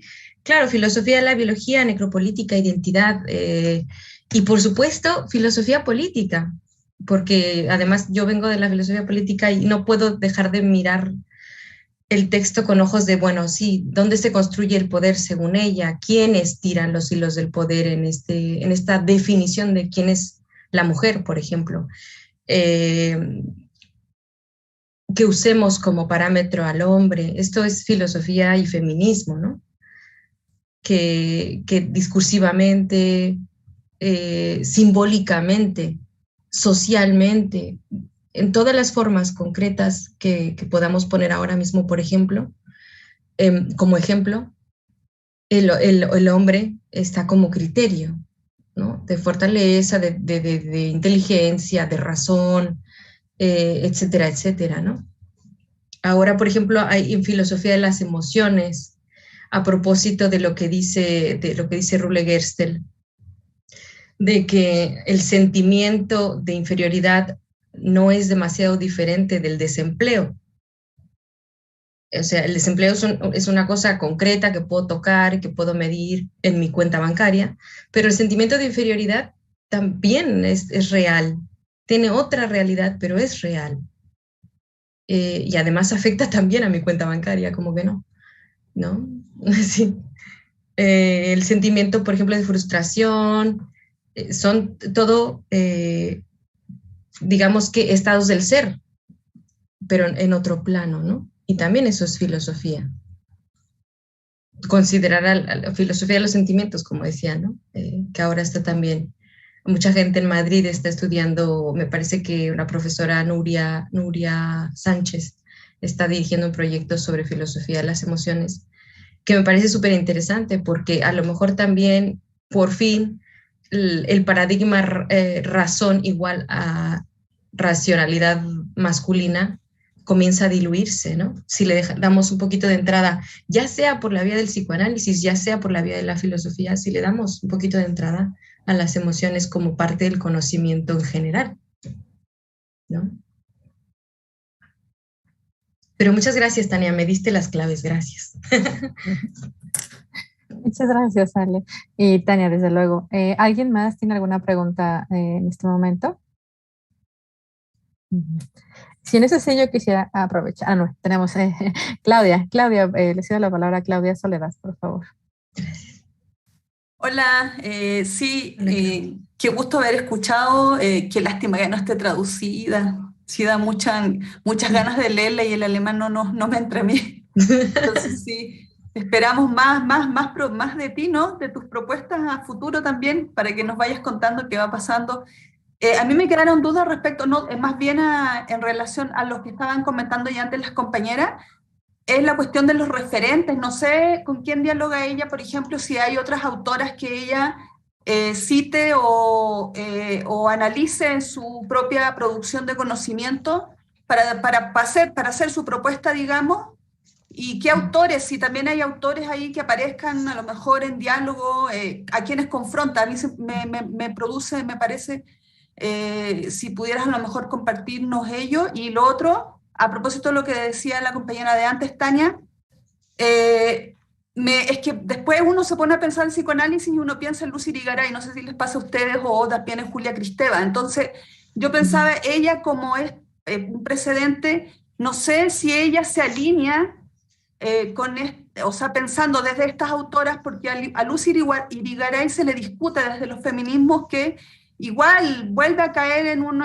esencialismo al crear un ámbito de lo simbólico, de lo femenino, desde estos cruces, ¿no? De las mujeres, desde el cuerpo, todas estas luces que dan, ¿no? Desde esta identidad, entre comillas, de lo femenino, que ya ha sido deconstruido desde esa lógica patriarcal, pero que vuelve ahí desde otro lugar. Entonces yo no sé si ella, en todas estas observaciones que tú haces en tus análisis, ¿cómo la miras a ella? O sea, si la ves, porque se puede, como dices tú, hay contradicciones, paradojas que se producen en los mismos autores y autoras. No sé dónde ves ahí a lo mejor límites de su pensamiento en ese sentido, o cómo discute justo lo biológico, porque se supone que las tesis feministas o de género son para discutir esa biología, ¿no? De la naturaleza femenina, y que tú la discutiste muy bien, de la inferioridad, la debilidad y todo esto.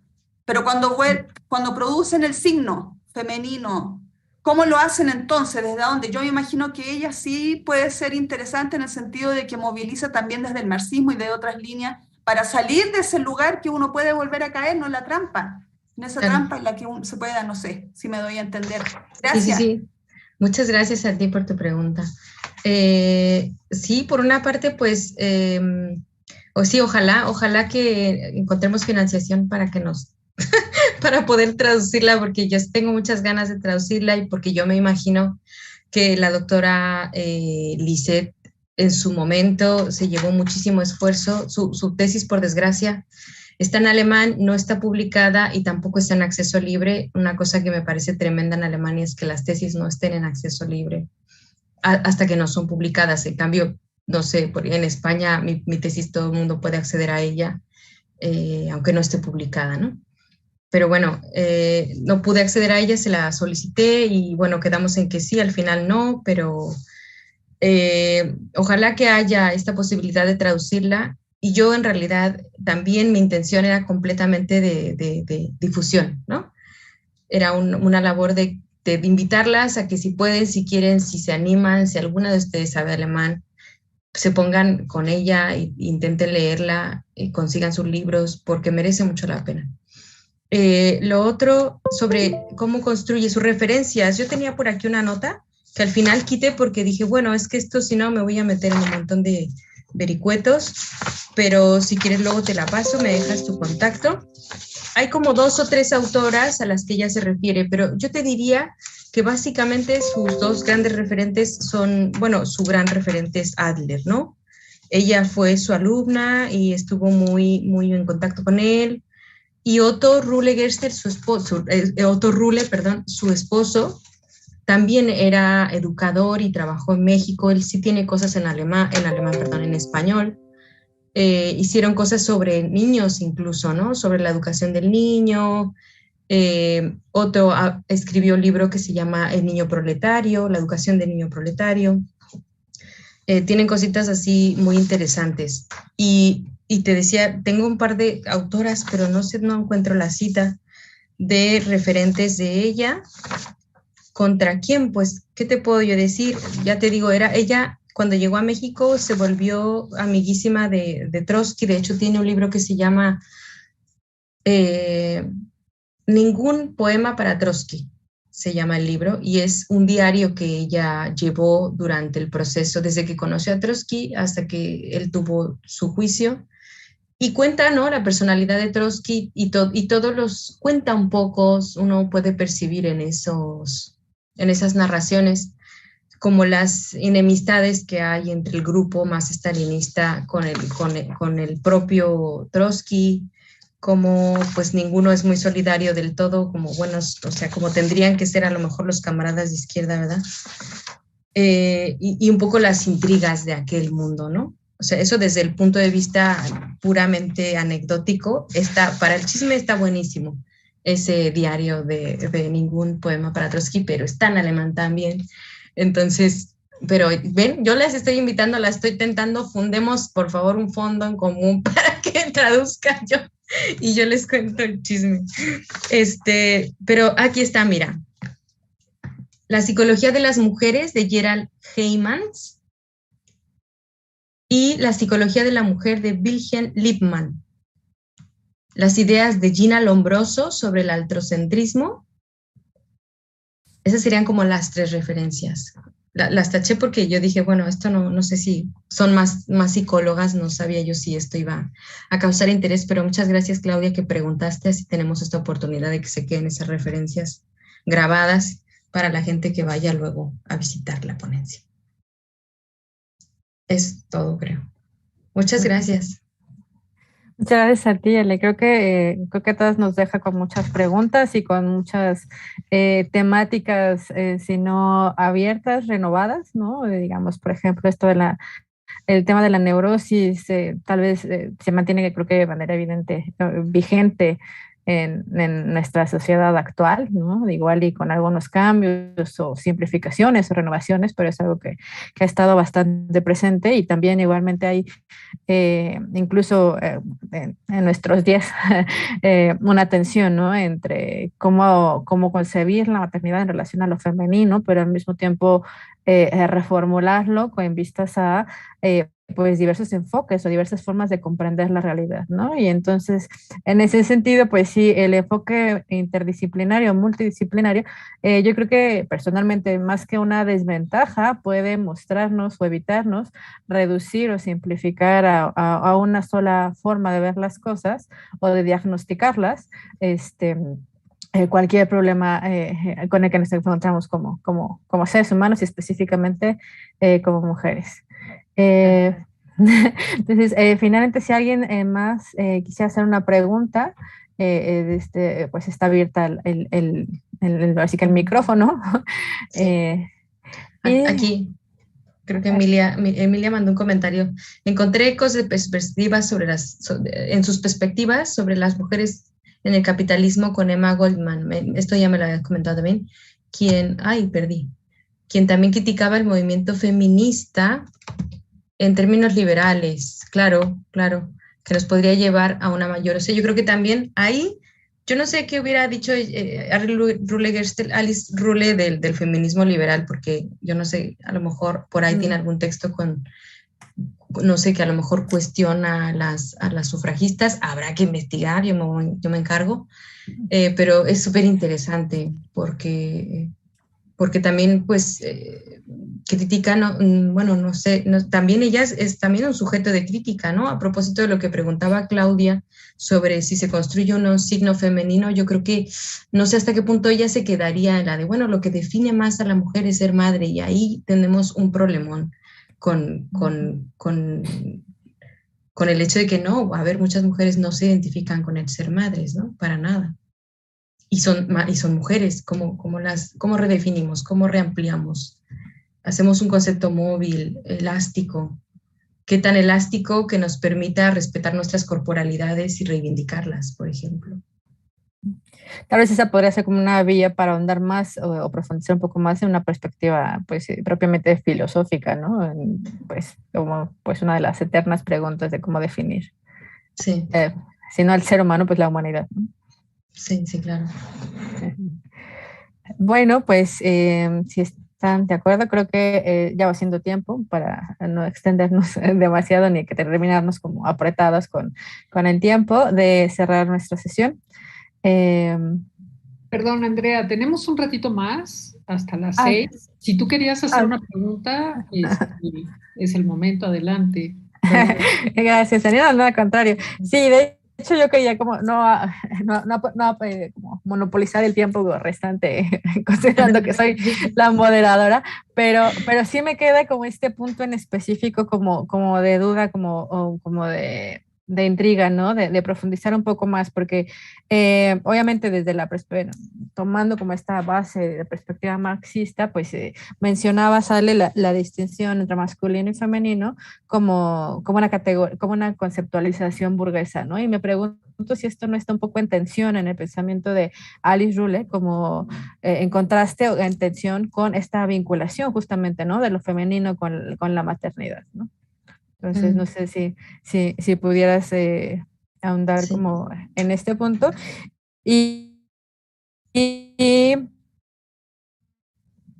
pues la cosa como este diagnóstico sobre la neurosis sería visto o sería renovado con nuevos ojos en esta pues en nuestra época contemporánea, ¿no? Este auge como informático y de redes sociales instantáneas, ¿no? Entonces básicamente esas eran mis dos preguntas. Sí, gracias, muchas gracias, muy pertinentes tus preguntas, porque dan para un montón de, bueno, dan para retomar lo que hemos visto, ¿no? La atención de, más bien las categorías como que cuestionan son estas dualidades arriba y abajo, superior e inferior, con relación a lo femenino y masculino, ¿no? Lo masculino siempre superior, lo femenino siempre inferior, y esta tensión, ¿no? ¿Hasta qué punto tensiona esto con el tema de la maternidad? Es, pues, que para ella es como una paradoja, lo presenta como una paradoja. Dice, la mujer con la maternidad, digamos que se da cuenta de su superioridad. Ay, Dios mío, se me acaba de meter a la casa una avispa que de estas, bueno, en fin, esto pasa aquí. Espero no morir.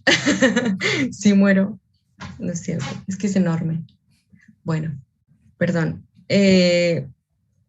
La tensión ahí estaría en que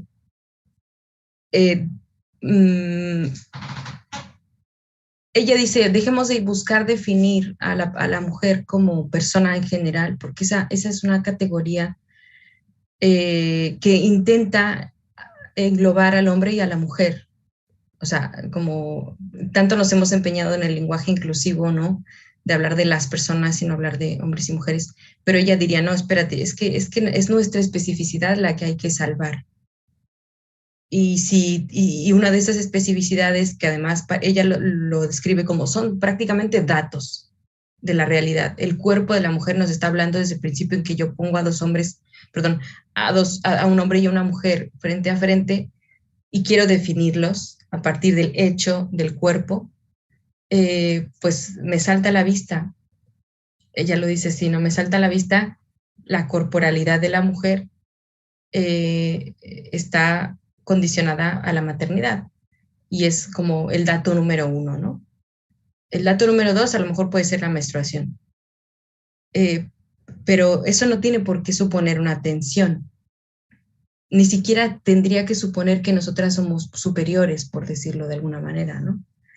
Incluso en la paradoja esta del sentimiento de inferioridad orgánica, la mujer se da cuenta que ella puede producir por sí misma y sin ayuda de nadie, pues, seres humanos, y el hombre no. Y la mujer podría presumir a partir de ahí que es superior, y de hecho, de alguna manera, sí, lo intenta, pero ese movimiento de intentar ponerme por encima o superior hace que yo misma me condene a, bueno, pues ahora te dedicas a parir. Pero la lógica social, y a ver, vamos a imaginarnos un mundo en el que las mujeres nos dedicáramos a parir solamente. Pues no está mal, pero alguien tiene que, o sea, tenemos que encontrar un mecanismo a través del cual podamos alimentar a la humanidad. Y pues desafortunadamente entre más crece la población, esto ya lo vimos en los años 60, entre más crece la población, más recursos disponibles se necesitan. Y esto no, el trabajo de los hombres solos no da, y por eso se integró la mujer al trabajo, ¿no?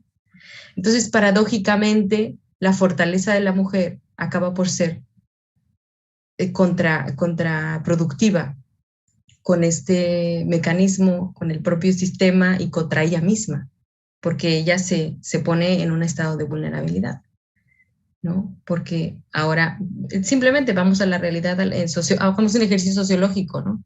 Las mujeres solteras o madres solteras cuyo padre es abandónico, que que están a lo mejor a cargo de 3 niños, pero entonces siempre están como una especie de dependencia y tienen más hijos para ver si el siguiente sí se queda y así tienen más hijos y al final se ponen en una situación de mucha más vulnerabilidad porque no salen del mecanismo, ¿no? De esa fortaleza de darle hijos a un hombre, ¿no? Hay una tensión, pues, entre masculino y femenino porque para ella no podemos ignorarlo, no podemos ignorar en estas desigualdades el hecho de que el hombre nunca va a hacerse cargo de esto, ¿no? Nunca va a embarazarse, nunca va a tener esta condición. Ella intenta de no definirlas como estados de vulnerabilidad en sí, como enfermedades, por ejemplo, como lo describí también en el trabajo. Intenta criticar esa visión que pone, por ejemplo, a la maternidad como una enfermedad, pero sí también intenta reivindicarla como que estaría bien que si alguna lucha emprendemos sea la de dignificar la maternidad como una maternidad viable, no junto a un montón de tareas más, sino como una maternidad viable, ¿no? Tanto para el sistema como para nosotras. Sí, con un criterio además propio, femenino, sin un criterio de productividad masculino. Eso. Luego la neurosis, sí. Uf. O sea, hablábamos del aislamiento, ¿no? Bueno, pues el aislamiento yo creo que yo no sé qué hubiera pensado. Me imagino que, claro, para ella, años 20, imagínate, pues el nivel de aislamiento a través de la hiperproductividad y el trabajo era muy grande, casi tan grande como hoy en las redes sociales, ¿no? Casi que ni estamos tan aislados porque miren nada más. O sea, yo estoy con ustedes desde Frankfurt gracias a estos mecanismos, tampoco los vamos a satanizar, ¿no? Pero, por ejemplo, el aislamiento ha dado y al mismo tiempo la neurosis entre el aislamiento y la búsqueda de reconocimiento, ¿no? Estamos un poco en eso. Esa tensión neurótica es la tensión entre aislamiento, ya sea porque la sociedad te aísla, porque eres un paria, porque no produces, o porque estás frustrado, porque el sistema, por muchas cosas, por muchos factores, digamos, ¿no? Pero todos esos factores en nuestra sociedad se han potencializado. Las exigencias de adquisición de bienes es mucho más grande. Las exigencias de las expectativas que tenemos que cumplir frente a los demás son mucho más grandes. Ayer hablábamos con Emilia sobre el like, ¿no? Estamos constantemente en la búsqueda del like o del que me siguió o del que me comentó o del que vino a mi ponencia, ¿sabes? Estamos en esa constante búsqueda y eso también nos neurotiza.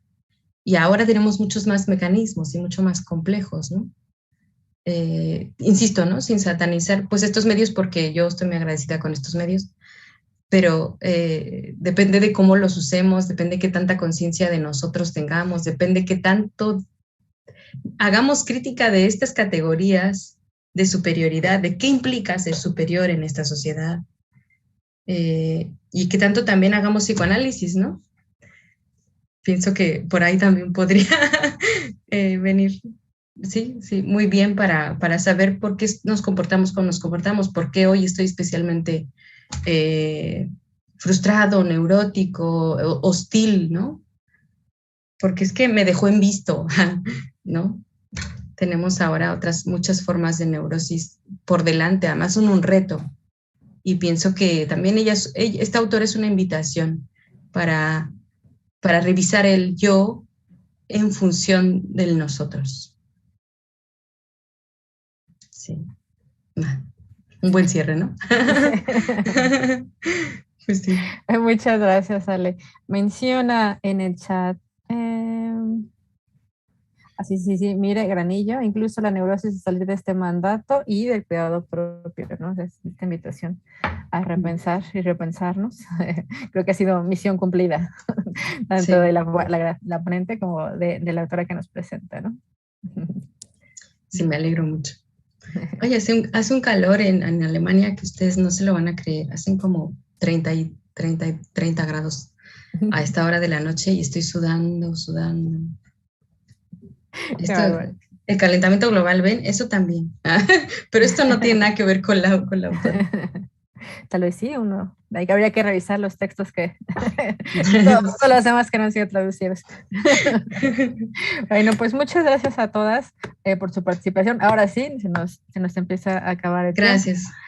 Muchas gracias a la ponente, a la comentarista, Ale, Emilia, y desde luego a todas por su participación y por sus comentarios. Y antes de cerrar con la sesión, quisiera dejar de invitarlas a la próxima sesión del seminario permanente, que se titula La función social de la filosofía, hablando de los temas que nos dan para reflexionar desde ahora mismo, por parte de Nicoloms, que será el 25 de agosto. Gracias. Bueno, gracias, Andrea. Muchas gracias por tu apoyo. Un gusto. Muchas gracias por la invitación y por el espacio. Gracias a todas por estar aquí. Un abrazo muy grande y gracias por su atención. Gracias. Vale, gracias. Hasta luego. Hasta pronto. Hasta luego. Un gusto. Igualmente.